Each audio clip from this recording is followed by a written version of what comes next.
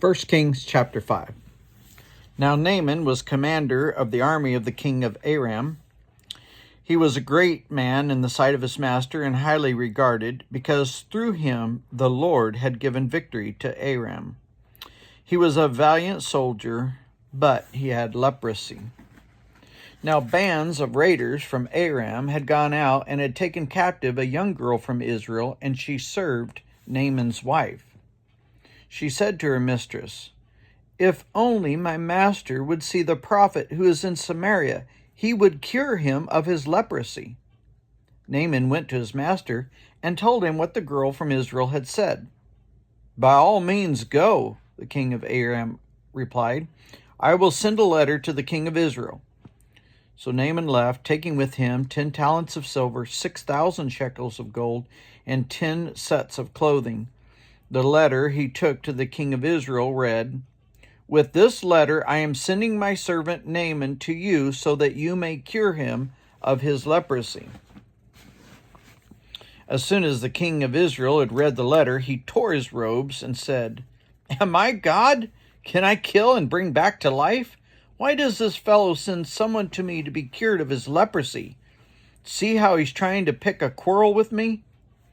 Then Elisha, the man of God, heard the king of Israel had torn his robes and sent to him this message: "Why have you torn your robes?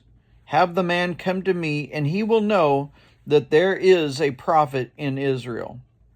So Naaman went with his horses and chariots and stopped at the door of Elisha's house. Elisha sent a messenger to say to him, "Go, wash yourself 7 times in the Jordan, and your flesh will be restored to you, and you will be cleansed."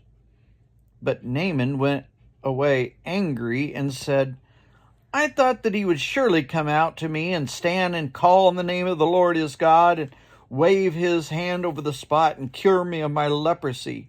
Are not Abana and Pharpar, the rivers of Damascus, better than all the waters of Israel?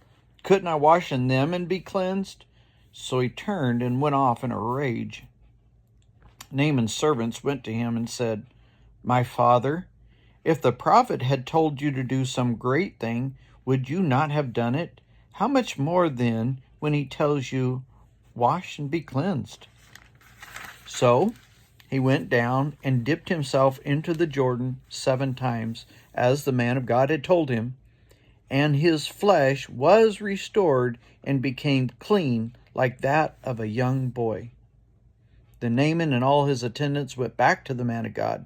He stood before him and said, "Now I know that there is no God in all the world except in Israel, so please accept a gift from your servant."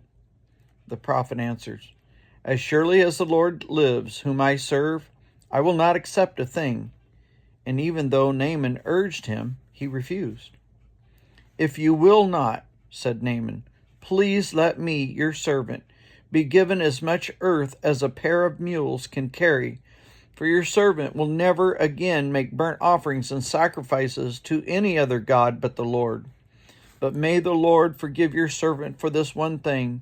When my master enters the temple of Rimmon to bow down, and he is leaning on my arm, and I have to bow there also, when I bow down in the temple of Rimmon, may the Lord forgive your servant for this." "Go in peace," Elisha said. After Naaman traveled some distance, Gehazi, the servant of Elisha, the man of God, said to himself, "My master was too easy on Naaman, this Aramean, not accepting anything from him he brought. Surely as the Lord lives, I will run after him and get something from him." So Gehazi hurried after Naaman. When Naaman saw him running toward him, he got down from the chariot to meet him. "Is everything all right?" he asked. "Everything is all right," Gehazi answered. "My master sent me to say, 2 young men from the company of the prophets have just come to me from the hill country of Ephraim. Please give them a talent of silver and 2 sets of clothing." "By all means, take 2 talents," said Naaman, and he urged Gehazi to accept them, and then tied up the 2 talents of silver in 2 bags, 2 sets of clothing.